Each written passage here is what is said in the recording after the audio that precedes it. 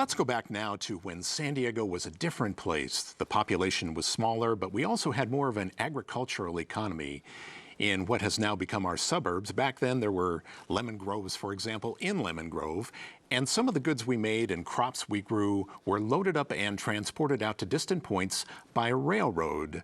Now, I bring this up because it sets the scene for our next story. Go back to the 1950s when little spur lines served some of these businesses in the San Diego area, and there was one little locomotive that played a big part.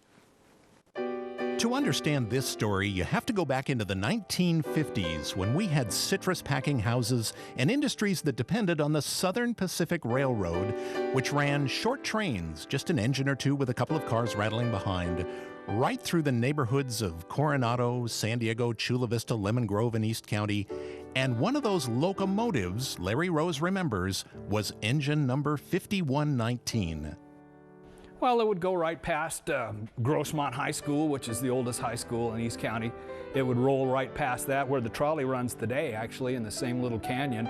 It actually went in the street a couple of places down in South Bay, and they would run into small little industries and packing houses and pick up cars and set them off. That was its everyday job. Pick up produce, send the car out to the world. That's what Locomotive 5119 did in San Diego from 1955 to 1967.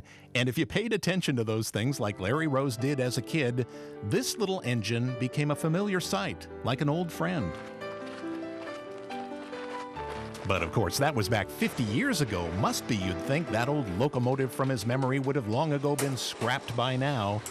But take a walk with Larry and Dick Pennick of the San Diego Railroad Museum in Campo, past the classic engines the museum has been able to acquire and restore, and take a look at this one. You might not recognize it, painted in different colors, but it's 5119. Come back home. You don't want to throw something like this away. This is San Diego history. Why? It's the last. The very last of all of its sisters that had been torn up for scrap, Larry Rose says. And here's where the story turns. How 5119 happened to be saved and brought back to San Diego has everything to do with love. My wife was the membership director here for 35 years. She passed away from pancreatic cancer in April this year. And this project's dedicated to her. Simple as that. Tanya Rose was a well-known San Diego folk singer who shared her husband Larry's love for trains and the Railroad Museum. Together, they contributed countless hours here. It was their shared passion.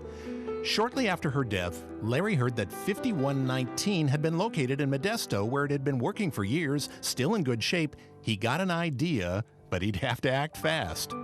I didn't need the money anymore to take care of her, so I started selling stock and dipping into my savings and scraped up whatever I could to buy this engine outright.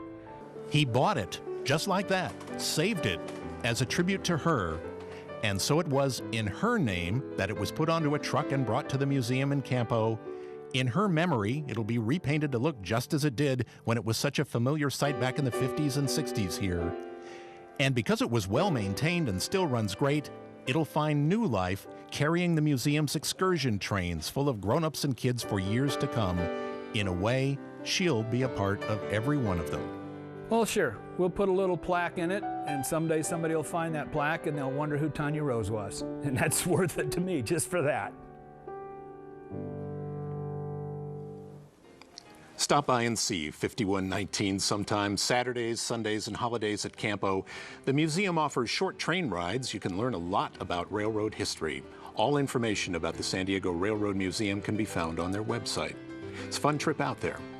And for this time, that's the end of The Line for this episode. We're here every week and look forward to seeing you when you can join us again. Hope to see you next week, in fact. Till then, I'm Ken Kramer, and as always, we do say thank you for watching and for caring about San Diego. Bye-bye.